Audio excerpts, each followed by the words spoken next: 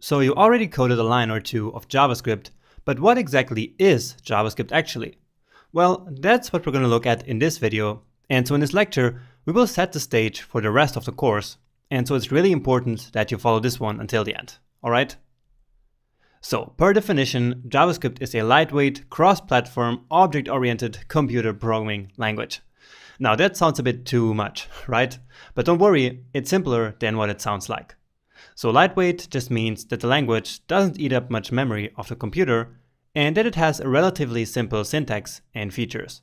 Cross-platform means that the language can be used on multiple platforms and systems, not just for web development. And finally, object-oriented means that it's a language that's based on objects. And we're going to explore all of that throughout the course. Now, as you already know, together with HTML and CSS, JavaScript is one of the three core technologies of web development. And more on that in a second. So for web development, JavaScript has traditionally only been used in the browser environment, which means that it was only a client-side language. However, more lately, thanks to a new technology called Node.js, developers are now able to actually use JavaScript on the server side as well. But that is a whole big topic for itself, and we will not cover that in this course. So as I mentioned at the beginning, this course covers the JavaScript language itself and how to use it in the browser, which is the more traditional way, okay? So in summary, JavaScript is what made modern web development possible. It allows us to not only add dynamic effects and interactivity to more simple websites, but it also allows us to develop complex modern web applications that we can interact with and that almost feel like the apps that we can use on our computers and phones every single day.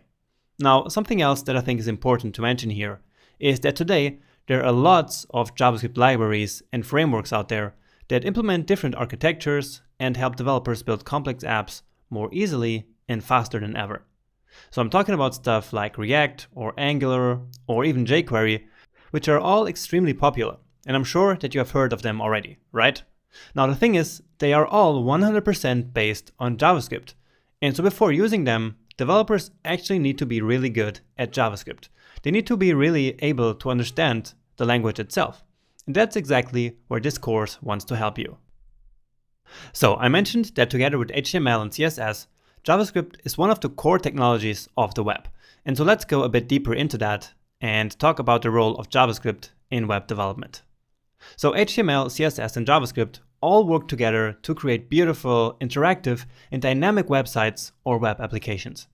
Now, the HTML is responsible for the content of the page. So the text, the images, the buttons, and all the content that you see on a web page is always written in HTML. Then the CSS, of course, is responsible for the presentation of that content. So basically for styling and for laying out the elements on the web page.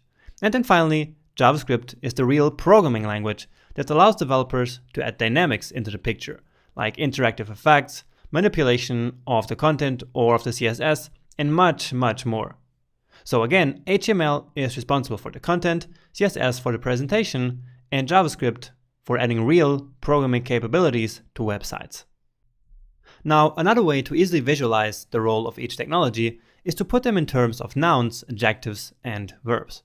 So in this thought experiments, HTML does the nouns like saying that the P element is a paragraph. So paragraph here is the noun.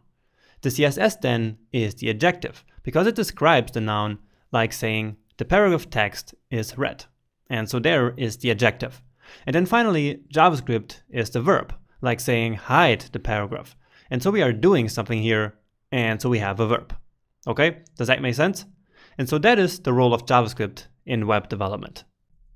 And now just before we finish, I want to quickly mention that there are different versions of the JavaScript language. But I'm not going to go into that right now, and instead, I'll leave that for the end of this section, okay? For now, I just want you to start coding as fast as possible. And so we're going to use a version called ES5 over the next couple of lectures. But again, at the end of this section, there's a whole very important video about this.